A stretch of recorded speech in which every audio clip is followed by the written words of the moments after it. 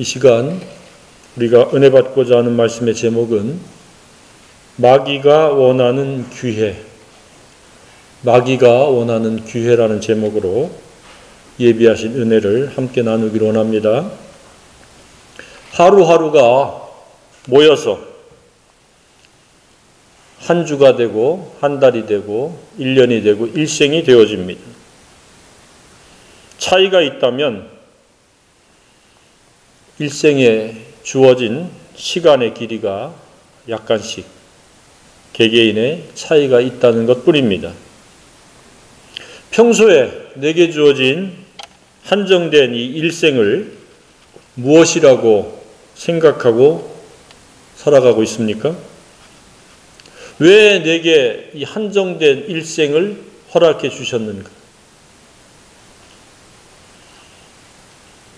일해서 돈을 벌고 그것으로 먹고 사는 것이 일생이라고 혹시 생각하고 있지는 않습니까?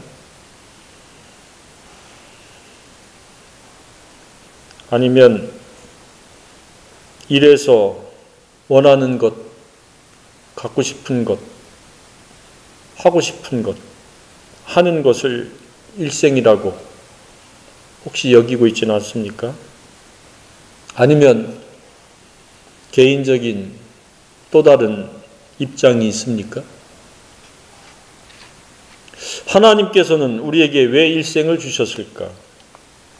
그것은 올바른 선택과 그 선택에 따른 실천할 기회를 주시기 위해서 저희들에게 일생을 허락했다고 저는 생각하고 있습니다.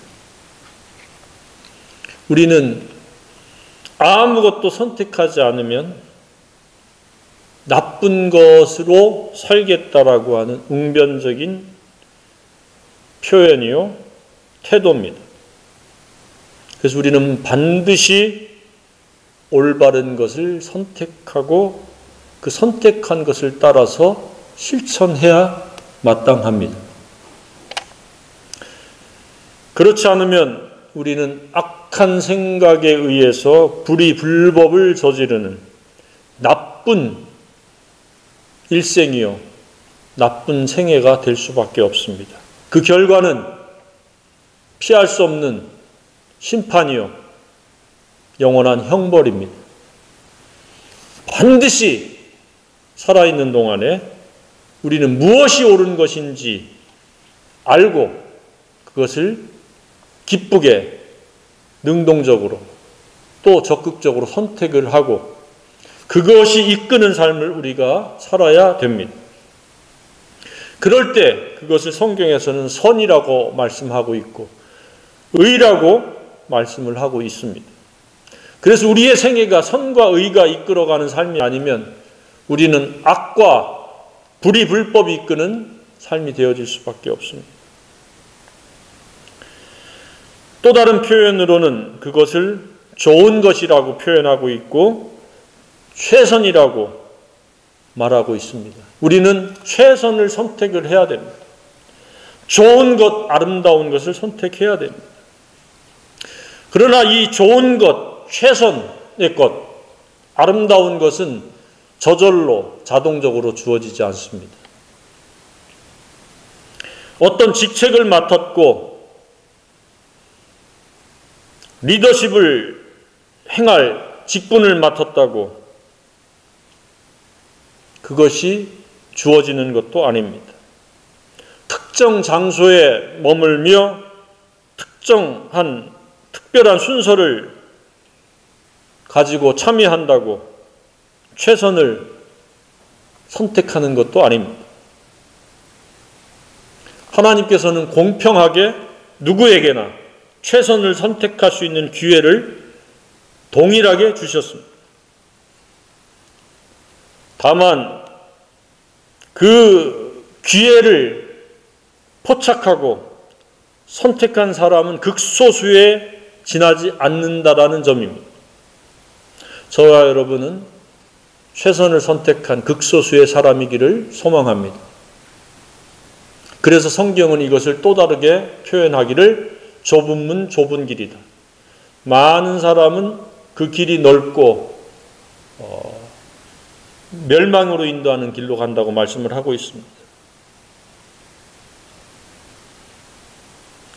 저와 여러분은 사회적으로 이름이 없는 무명인일지라도 재물이 없는 좀 비난한 삶을, 청빈한 삶을 살아가는 자일지라도 뛰어난 탁월한 재능과 은사가 없을지라도 최선이 무엇인지, 아름다운 것이 무엇인지, 선이 무엇인지 그것을 알고 선택하는 지혜자요, 그것을 실행하는 축복받은 인생이기를 원합니다. 아무나 누구나 그렇게 되어지지 않습니다. 최선을 선택하는 것도 하나님의 은혜입니다. 그 은혜가 저와 여러분에게 있기를 간절히 소망합니다. 그런데 왜 안타깝게도 상당수의 사람들은 최선이 무엇인지를 모르는 채, 무지한 채, 또 그것을 알려주는 사람이 있을지라도 그것을 선택하지 아니하고 거부하며 살아갑니까?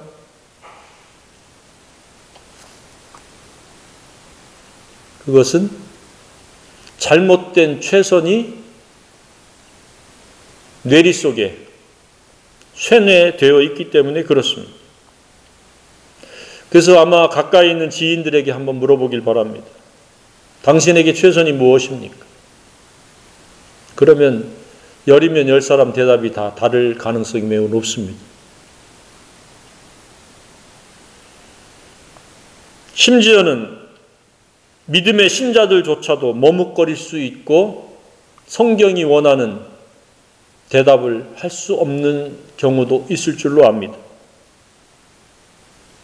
그렇다면 이 자리에 있는 여러분들은 가장 좋은 것이며 최선이며 아름다운 것, 선한 것을 잘 알고 있습니까?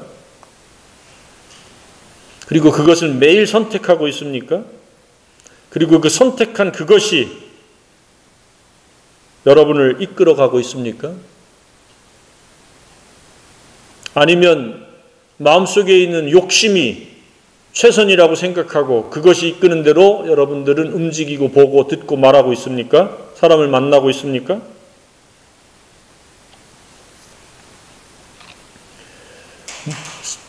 신자나 비신자나 최선이 외면받고 무지의 영역이 되는 이유는 욕심이 눈을 가리고, 옛말에도 그런 말씀이 있습니다. 욕심에 눈이 멀었다. 욕심이 마음에 가득하면 최선을 볼 수가 없습니다. 아름다운 것, 가장 좋은 것을 구분할 수가 없습니다. 그래서 예수님은 나를 따라오려거든 자기를 부인하라고 말씀을 하고 있습니다. 자기라고 하는 것은 욕심입니다. 정욕입니다. 교만입니다. 이기심입니다. 그것을 부인할 때에 비로소 가장 좋은 것, 최선이 보이기 시작할 것이라고 생각이 되어집니다. 이 욕심뿐만 아니라 또 이 최선, 가장 좋은 것, 선한 것을 외면받게 하며 무지의 영역으로 삼게 하는 존재가 있습니다. 그것은 바로 다름 아닌 마귀라고 하는 존재입니다. 마귀는 가장 좋은 것, 선한 것, 아름다운 것, 최선을 모르도록 눈을 가립니다. 그래서 최선은 오직 예수요 진리인데 이 간단한 사실을 사람들로 하여금 모르게 하거나 들었어도 외면하게 만드는 겁니다. 마귀는 두드러진 특징이 있는데 그것은 진리가 없는 인격을 장악해서 거처로 삼는 것입니다. 이 부분에 대해서는 결코 예외가 없습니다. 그렇게 하기 위해서 그는 진리를 도둑질합니다. 그래서 마귀의 첫 번째 특징 중 하나는 우리 속에 진리가 깃들이지 못하도록, 심겨지지 못하도록, 진리가 자리를 잡지 못하도록 도둑질하는 게 마귀의 첫 번째 활동의 목적입니다. 그 목적에 희생되는 사람이 무수히 많습니다. 오늘도 어디선가 누군가에게 진리는 선포되어질 텐데 그 진리를 도둑질하고, 진리가 힘겨지지 못하도록 원천적으로 방해도 하지만 진리가 들어간다 싶으면 진리를 빼앗아 버리고, 최선이 자리 잡지 못하게 하고 아름다운 것이 자리 잡지 못하게 합니다. 선한 것이 뿌리를 내릴 수 없게 만듭니다. 그것이 열매 맺을 수 없도록 마귀는 지속적으로 도전하며 도둑질합니다. 두 번째는 마귀가 속입니다. 가짜를 진짜라고 이야기하고 매우 좋은 것을 가장 좋은 것이라고 둔갑시키고 속삭입니다. 도둑질하는 것도 모자라서 사람들을 속입니다. 이 마귀의 속임에 넘어간 사람이 한둘이 아닙니다. 그래서 예수님과 진리는 아랑곳하지 아니하고 재물과 명예와 쾌락에 목을 매고 살아갑니다. 왜 그렇습니까? 마귀에게 속아서 그렇습니다. 상당수의 사람들이 진리를 잃어버리고 가짜를 진짜로, 수단을 목적으로, 상대적인 것을 절대적인 것과 바꾸는 어리석음에 빠지는 이유가 도둑질 당해서요, 마귀에게 속아서 그렇습니다. 저와 여러분은 마귀에게 도둑질 당하지 않고 속지 않기를 원합니다. 그래서 마귀의 최종 목적은 무엇입니까? 죽이고 멸망시키려는 겁니다. 이 시간에도 어디선가 누군가는 일생의 기회를 이제는 상실하고 끝마치고 죽음을 맞이하는 사람도 있을 것입니다. 그가 그럼 일생 동안에 마귀에게 도둑질 당하지 않고 속임을 받지 않았는가? 그래서 최선이 최선의 삶이 되었는가? 좋은 것이 되었는가? 라고 하는 것을 분별해 볼 때, 저울질해 볼 때 그것이 하나님과 사람 앞에서 영원히 남는 것입니다. 우리는 마귀를 대적해야 됩니다. 성경에서도 곳곳에서 마귀를 대적하라고 말씀을 하고 있습니다. 우는 사자와 같이 삼킬 자를 찾나니 너희는 마귀를 대적하라 그랬습니다.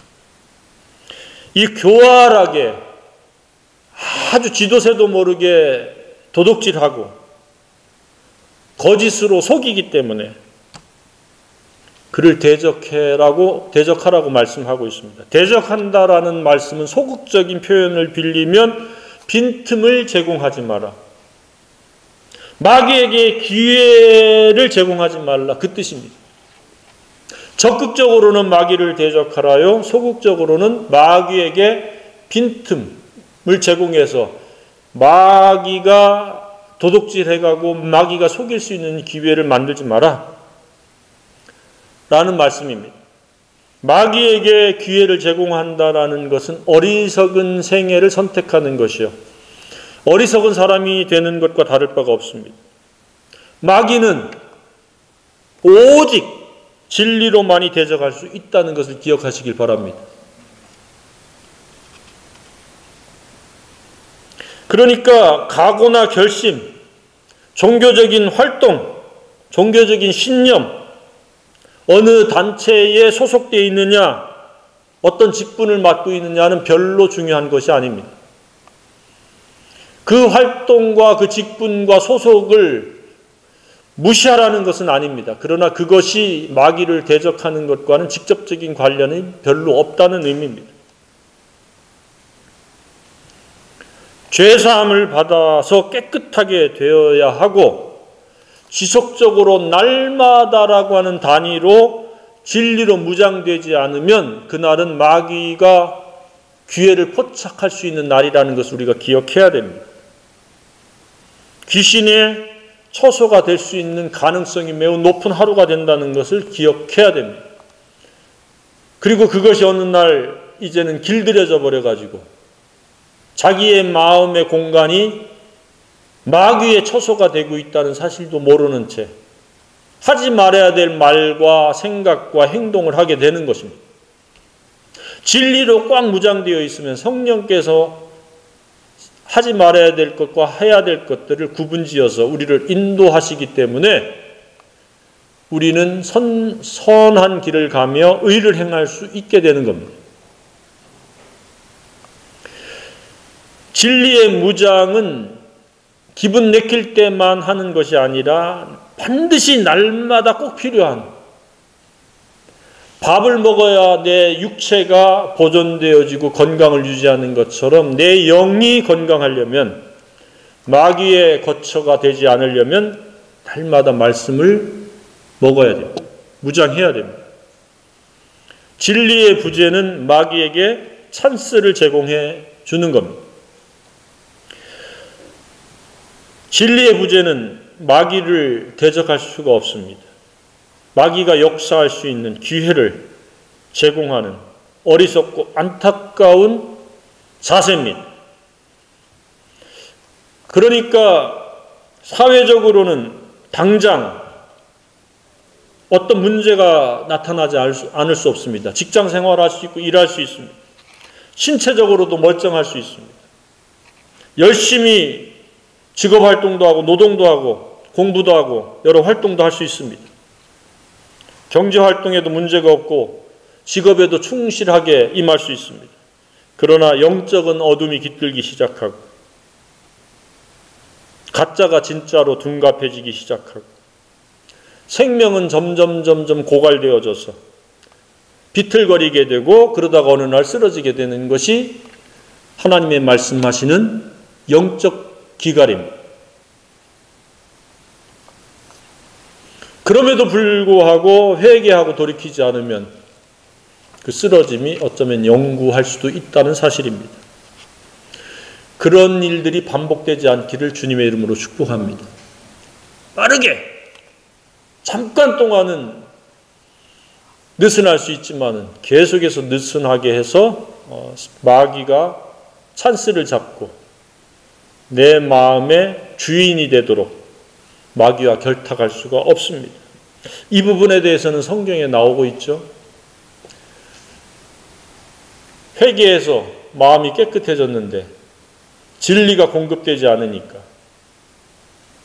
귀신이 7귀신을 데리고 들어와 가지고 장악을 합니다. 그래서 우리는 영적으로 날마다 깨어 있어야 됩니다. 영적 전투를 치르는 일에 자신은 예외이다라고 생각할 수가 없습니다. 안과 박이 모두 정상적으로 살려면 마땅히 행할 아름다운 길이요 선한 길이요 최선의 길이요 마땅히 진리를 순종하는 일을 우리가 할 수 없다면 그는 살았으나 죽은 자와 다를 바가 없습니다. 겉이 아무리 멀쩡하다 할지라도 속은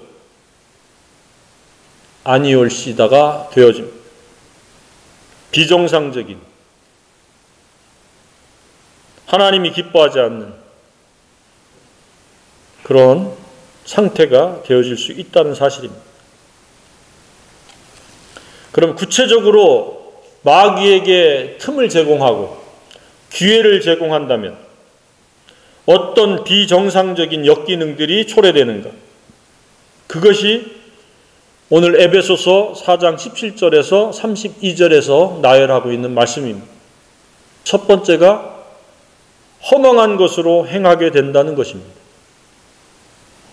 진리로 무장되어 있지 않는 그리스도인의 삶은 첫 번째가 허망한 것. 쉽게 풀어 설명하면 헛된 생각으로 무가치한 생활을 한다. 그 이야기입니다. 원인은 헛된 것이요, 과정은 허무한 것이요, 결과는 허망한 것이 되어집니다. 그러니까 하루를 헛산다는 이야기입니다. 그리고 그날이 여러 날이 된다면 여러 날이 헛사는 겁니다. 허망한 겁니다. 허사를 경영하는 겁니다. 두 번째는 마음이 어둡게 되고 영적 무지와 고집 때문에 하나님이 주시는 생명을 얻지도 못하고 누리지도 못합니다. 그것이 성경에 말씀되어 있습니다. 그들의 총명이 어두워지고 그들 가운데 있는 무지함과 그들의 마음이 굳어짐으로 말미암아 하나님의 생명에서 떠나 있도다. 그러니까 의와 평강과 희락과 동떨어진 불의 속에서 살아가면서 불의한 생각의 지배를 받으면서 평강 대신에 낙심과 불안과 우울과 슬픔과 외로움, 그 다음에 또 다른 불행한 생각을 갖고 살아간다는 이야기. 그러나 하나님의 생명이 활동하고 있으면 정의에 의해서 공의를 행하기 때문에 평강이 있고 기쁨과 즐거움이 있습니다. 영락을 누리게 됩니다. 하나님 말씀으로 무장해서 매일매일이 영락을 누리는 하나님의 나라가 임재하는 그런 생애가 되기를 축복합니다. 세 번째는 진리로 무장되지 않는 사람은 어떠한 비정상적인 역기능을 초래하는가? 양심의 감각이 무뎌져서 방탕한 생활과 더러운 짓을 서슴없이 하게 된다는 이야기입니다. 하지 말아야 될 짓을 갖다가 서슴없이 한다는 것. 19절에 그들이 감각 없는 자가 되어 양심의 감각입니다. 최선에 대한 감각입니다. 아름다운 것에 대한 감각을 상실해버립니다. 자신을 방탕에 방임하여 모든 더러운 것을 욕심으로 행하되 진리의 부재에는 타락한 성품이 작동할 뿐만 아니라 활성화가 됩니다. 그 결과는 방탕이요 더러운 짓입니다. 그래서 그리스도인이라고 말하면서 온갖 음란과 음행과 음탕한 짓을 하게 되는 이유가 그겁니다. 최선을 망각해버리고 최선의 가치와 아름다움에 대해서 아주 하찮게 여기고 오히려 더러운 짓이 멋이라고 생각하고 그것이 이 시대의 무슨 트렌드인 것처럼 그렇게 여기고 그것에 뒤처질까 봐 오히려 한술 더 뜨는 그러한 태도를 취하면서 자신을 합리화시키기도 합니다. 타락된 나쁜 생각의 지배를 받고 있다는 것에 대한 감각을 잃어버립니다. 온갖 방탕, 음란, 음행의 역기능의 행실을 나타내면서 사람들에게 손가락질을 받고 하나님의 영광을 가리게 됩니다. 부끄러운 줄도 모르고 벗어나려고 회개하려고 하지도 않습니다. 네 번째는 진리가 없는 심령의 상태는 어떤 결과를 초래하는가? 옛날 생활 방식, 옛사람으로 살아감으로 말미암아 거짓과 욕망과 부패한 생각대로 살아간다고 말씀하고 있습니다. 구습을 따르는 옛사람을 벗어버리고 그렇게 말씀을 하고 있습니다. 그래서 마귀는 진리를 마음속에 채우고 진리를 따라서 살아가지 못하도록 온갖 계력을 펼치는데 그것이 뭐라고 그랬습니까? 도둑질이요 속임. 그래서 죽이고 멸망시키려. 그래서 날마다 깨어 있어야 되고 치열한 영적 전투를 치러야 됩니다. 누가 대신 치러주지 않습니다. 중보기도도 한계가 있습니다. 각자가 치러야 될 몫입니다.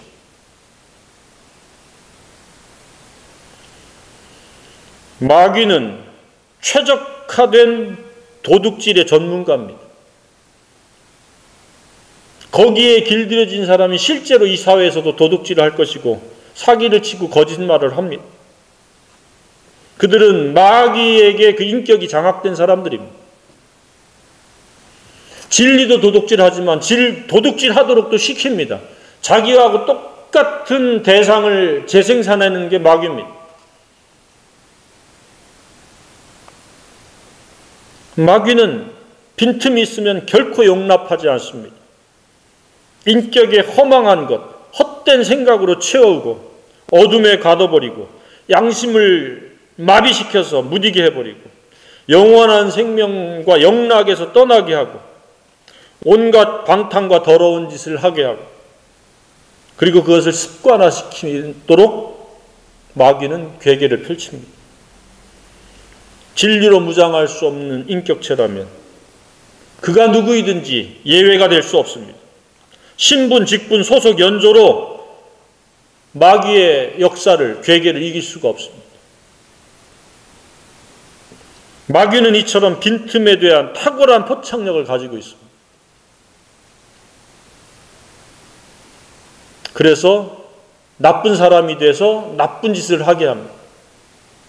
저와 여러분은 진리에 장악돼서 진리로 채워서 좋은 사람이 돼서 좋은 일을 할 수 있기를 주님의 이름으로 축복합니다.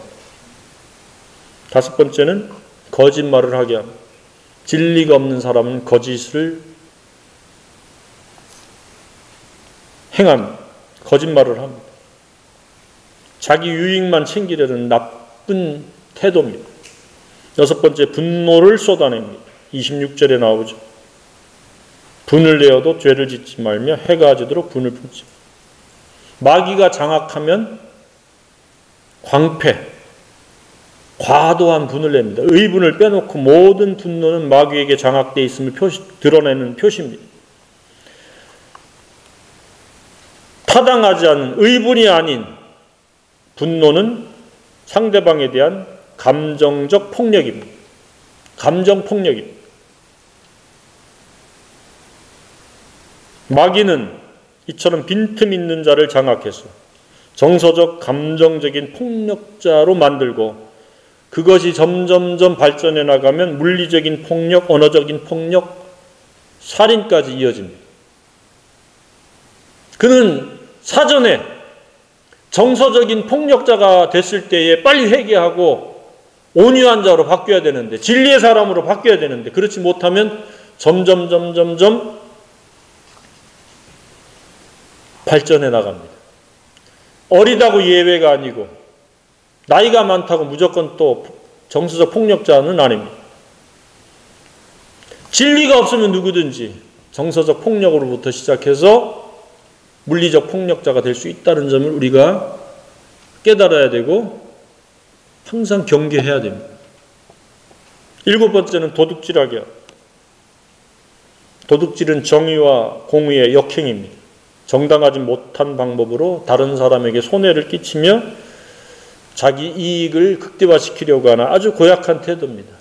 마귀에 의해서 사람들은 그렇게 도둑질을 하게 됩니다. 재산적 피해를 입히고 정신적 아픔을 줍니다. 경제적, 심리적 고통을 안겨주는 아주 고약한 짓이 도둑질입니다. 도와주지 못할 망정 왜 도둑질을 합니까? 마귀에게 그 인격이 장악되면 도둑질도 서슴없이 하게 됩니다. 그것이 나쁜 일이라고 생각하지 않고 정당하다고 생각합니다. 여덟 번째는 더러운 말을 쏟아냅니다. 음란패설부터 시작해서 욕설들과 부도덕한 말들을 거리낌 없이 쏟아내는 게 나는 지금 마귀에게 장악된 사람입니다 라고 하는 것을 웅변적으로 나타내는 가장 쉽게 알아차릴 수 있는 표식입니다. 그가 그리스도인이라도 예외는 아닙니다. 아홉 번째는 성령님을 근심하게 합니다. 근심의 단어는 사랑의 단어, 애정의 수로입니다. 그러니까 우리 주님을 근심시키는 것입니다. 하지 말아야 될 것을 자꾸 하니까 저렇게 하면 안 되는데 근심의 대상이 스스로 되어지는 겁니다. 하나님의 근심의 대상으로 살아가는 겁니다. 그렇게 되면 어떻게 됩니까? 본인도 기쁨을 상실하게 됩니다. 행복과 멀어지게 됩니다. 평안과 즐거움과 기쁨이 점점 멀어져 갑니다. 성령님을 기쁘시게 하면 자기도 기쁩니다. 그래서 하나님은 자신의 영적 상태에 따라서 하나님을 경험할 수가 있습니다. 10번째는 무례하게 행동합니다. 이타적이지 않고 이기적이고 자기중심적이기 때문에 다른 사람을 배려할 수가 없습니다. 그러니 무례하게 행동합니다. 아나무인이 될 수도 있습니다. 시몬은 마귀에게 장악되면 이와 같은 역기능적인 게 한두 가지가 아닙니다. 예절 있게 이타적인 상대편에게 유익을 주려고 하는 그런 아름다운 최선의 마음을 갖고 살기를 주님의 이름으로 축복합니다. 그럴 때 그 마음과 그 생애를 하나님 축복하십니다. 11번째, 용서하지 못합니다. 자기 자신에 대해서는 무한대로 관대하면서 다른 사람에 대해서는 자비와 긍휼이 전혀 없습니다. 용서하지 않습니다. 쓴뿌리, 즉 보복심, 증오심을 가지고 살아갑니다. 자신은 주님께 거저 용서받았는데, 불쌍히 여김을 받았는데 다른 사람에 대해서는 마음에 꼭꼭 숨겨둡니다. 그런데 우리가 알아야 됩니다. 땅에서 매면 하늘에서도 매인다는 이 진리를 우리가 알아야 됩니다. 잠시 잠깐은 분노에 의해서, 상처에 의해서 손해당한 것 때문에 아플 수 있습니다. 그러나 그것을 계속 가지고 있으면 자기만 손해입니다. 주님께 맡기기를 바랍니다. 마귀는 이처럼 찰나요 순식간에 빈틈의 기회를 포착해서 기회를 자기가 장악할 수 있는 그러한 존재입니다. 그래서 진리에 대해서 무관심하게 하고 멸시하게 하고 무지하게 하고 거역하게 하고 멀쩡하게 진리로 매일매일 잘 무장하다가 어느 날 헷가다 그 사람이 이상하게 바뀌었다. 분명히 진리에서 떠난 사람입니다. 누가 그랬습니까? 사울이 그랬습니다. 사울이 처음에는 사무엘을 만나서 새 영, 새 마음으로 새 사람이 됐습니다. 그래서 막 기뻐하고 예언도 하고 막 그랬습니다. 그런데 어느 날 하나님의 말씀을 자기가 버렸습니다. 그랬을 때 즉각적으로 악령, 즉 마귀가 그를 딱 장악하니까 하지 말아야 될 짓을 하는데 이스라엘의 영웅인 다윗을 죽이려고 하는데 10년간을 쫓아다니는 에너지를 낭비하는, 사랑하고 그를 대접해줘도 부족할 판에 마귀가 그의 인격을 장악하다 보니까 그는 어느 날 갑자기 하지 않아야 될 말과 행동과 태도, 즉 나쁜 사람이 되어서 나쁜 짓을 하고 있습니다. 저와 여러분도 예외는 아닙니다. 진리가 지속적으로 꾸준히 신실하게 공급되지 않으면 획가닥해가지고 나쁜 생각에 나쁜 짓을 거침없이 하게 됩니다. 그리고 그것을 정당화시키고 당장에 지금 뭐 죽고 사는 문제가 아니니까 그것을 겁없이 서슴없이 해나가게 됩니다. 그런데 계속 하도록 하나님이 내버려 두지 않습니다. 사울은 더 충분히 오래 살 수 있었는데 아들 셋과 함께 단명했습니다. 그에게 정해진 그 수명을 다 하지 못했다는 의미입니다. 마귀는 죽이고 멸망시키려는데 성공했습니다. 마귀의 성공자가 되지 말아야 됩니다. 마귀를 대적해서 이길 수 있기를 주님의 이름으로 축복합니다. 마귀는 인정사정이 없습니다. 어떤 합리화를 동원한다고 마귀가 사정을 봐주지 않습니다. 마귀는 앞서 말씀드렸듯이 우는 사자와 굶주린 사자처럼 삼킬 자를 두루 다니며 찾습니다. 누구를요? 진리로 무장되어 있지 않는 사람입니다. 덥석 물어서 사정없이 삼켜버립니다. 그리고 자기가 원하는 대로 행하도록 합니다. 그래서 도둑놈도 만들고 사기꾼도 만들고 음란자도 만들고 음행자도 만들고 제정신이 아닌 사람도 만들고 감정적이고 물리적이고 언어적 폭력자도 만들어내고 하나님이 없다고 주장을 펼치는 회개한 어리석은 자도 만들어냅니다. 마귀는 빈틈을 알아차리는 데 있어서 최고로 숙달된, 숙련된 전문가입니다.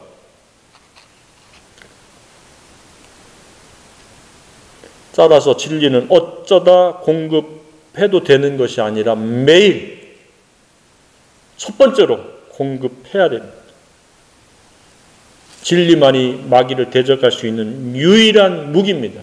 그것이 에베소서 6장에 말씀하고 있습니다. 구원의 투구와 성령의 검 곧 하나님의 말씀을 가지라. 그리고 앞서서도 마귀의 관계를 능히 대적하기 위하여 하나님의 전신갑주를 입으라. 진리로 무장하라 이야기입니다. 다른 방법이 없습니다. 우리는 겉만 정상적으로 사회생활을 하고 직업활동을 하고 경제활동을 하고 가정생활을 하는 것이 아니라 내면 세계가 진리로 꽉 차서 성령의 사람이 되어서 좋은 품격의 사람으로 좋은 품행으로 우리가 행할 수 있어야 됩니다. 그래야 하나님 영광 받으시고 그것이 예배입니다. 결코 그 누구도 마귀의 타깃이 되지 말아야 됩니다. 일생이란 결국 이와 같이 마귀와 끝없는 전쟁입니다. 진리 사수의 끝없는 선택이요 진리 순종의 유일한 기회입니다. 아닌 것은 다 허망한 것이요 허무한 것이요 헛된 것들입니다. 오늘 진리가 순금보다 더 귀하다는 이 진리를 깨닫기를 주님의 이름으로 축복합니다.